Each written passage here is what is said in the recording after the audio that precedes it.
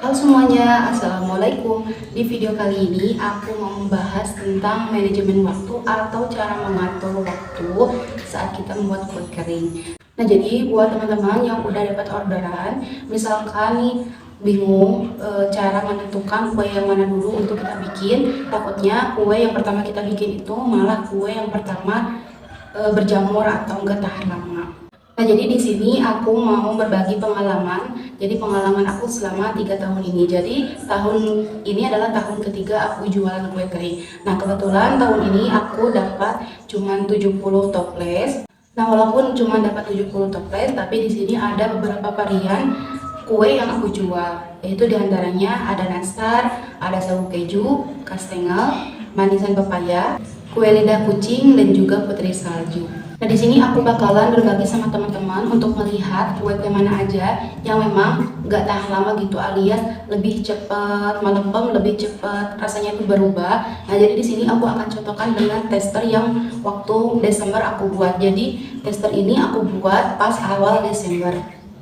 Ini aku nyimpen 2 pouch untuk mengetahui manakah kue kering yang lebih cepat menjamur atau rasanya itu yang udah cepat berubah. Nah, langsung aja kita bahas. Nah, di sini adalah contoh tester yang waktu itu aku bikin. Nah, jadi waktu itu aku kan bikin 13 jenis varian. Berarti di sini udah sekitar 3 bulan kue ini aku simpan. Nah, di antaranya di sini ada sagu keju, kacang bawang, kue semprit, lidah kucing, nastar, kastengel, kue kacang, kue ulat, putri salju, dan juga coklat jari. Nah, sekarang kita akan buka dan kita uji apakah masih enak atau tidak, karena ini wadahnya di plastik ya, bukan di toples. Apalagi di toples mungkin ini bisa ketahanannya lebih lama. Untuk lidah kucing di sini nggak berjamur sama sekali, cuman untuk rasanya di sini udah berubah. Yang asalnya manis ini udah nggak terlalu manis, dan juga bau dari room butternya juga udah hilang. Selain itu dia juga udah melempem karena mungkin di wadah plastik kayak gini. Jadi menurut aku ini kita simpan di posisi terakhir dulu.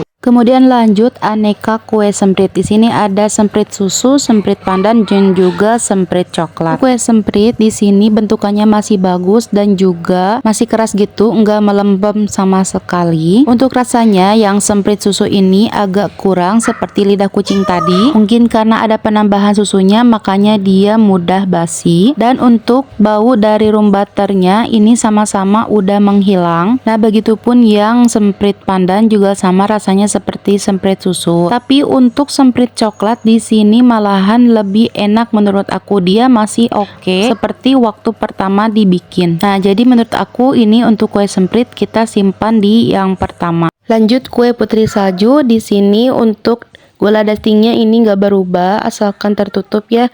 Jadi gunakan gula donat biar awet kayak gini. Nah, untuk rasanya di sini sama seperti lidah kucing. Manisnya itu udah hilang, room butternya juga udah hilang, dan rasanya sedikit apok menurut aku untuk putri salju ini. Nah, ini udah dapat disimpulkan kalau putri salju ini masuk yang terakhir seperti lidah kucing tadi. Lanjut di sini yang kacang bawang. Menurut aku rasanya nggak ada yang berubah, hanya saja kacangnya itu udah nggak keras lagi alias agak melempem dikit mungkin karena penyimpanannya juga di wadah seperti ini. Tapi untuk rasanya ini masih enak. Jadi ini aku simpen deket semprit. Nah, lanjut untuk sagu keju. Sagu keju di sini bentukannya masih oke. Kemudian untuk rasanya juga masih enak banget di sini, lumer banget, nggak ada yang berubah sama sekali. Kemudian nastar, untuk nastar di sini nggak berjamur sama sekali ya, padahal ini udah 3 bulan. Asalkan pemanggangannya itu benar, dan untuk rasanya masih oke banget, nggak ada yang berubah sama sekali. Cuman hanya saja room butternya itu udah hilang, udah nggak terlalu wangi. Nah, untuk kastengel dan kue kacang juga sama seperti nastar, nggak ada yang berubah sama sekali. Ini masih enak banget, padahal ini disimpan di wadah plastik seperti ini. Apalagi kalau di toples ini bisa sampai 5 bulan. Terakhir di sini ada kue ulat dan coklat jari. Kalau untuk kue ulat ini samanya kayak kue semprit karena adonannya sama, hanya saja beda bentuk. Nah, untuk coklat jari di sini masih enak juga. Untuk rasanya nggak ada yang berubah sama sekali. Nah, jadi setelah tadi kita rasa semuanya di sini udah aku urutkan. Jadi untuk teman-teman yang mau nyetok kue kering sebelum bulan Ramadan, di sini aku rekomendasikan kue yang pertama kita bikin itu adalah kastengel terlebih dahulu, kemudian kue kacang, kemudian lanjut ada kue semprit.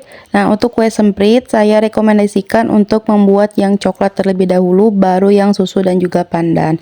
Kemudian lanjut ada kue ulat, ada kacang bawang, sagu keju, kemudian nastar. Nah, untuk putri salju dan lidah kucing saya rekomendasikan untuk bikinnya itu terakhiran supaya rasanya nggak berubah dan pastinya bisa awet. Nah, untuk lidah kucing masuk akal juga untuk yang terakhiran karena mungkin itu bekas dari sisa putih telur kue-kue yang lain, jadi dibuatnya di akhir aja. Nah, ini berdasarkan pengalaman aku aja sesuai dengan resep yang aku pakai karena setiap orang pasti menggunakan resep masing-masing, jadi jangan dijadikan sebagai bahan acuan, jadikan aja sebagai pelajaran untuk teman-teman yang mungkin masih pemula dalam membuat kue. Nah, itu dia teman-teman cara untuk mengatur waktu kita untuk membuat kue kering, karena ini tuh penting banget apalagi buat teman-teman yang memang nyetok gitu atau emang yang orderannya tuh banyak banget. Kecuali kalau aku dapat 70 toples itu dikerjakan 3 hari setelah bulan Ramadan, karena kebetulan juga aku ngerjainnya itu sendiri. Cuman untuk nastar itu aku pasti dibantu sama adik aku.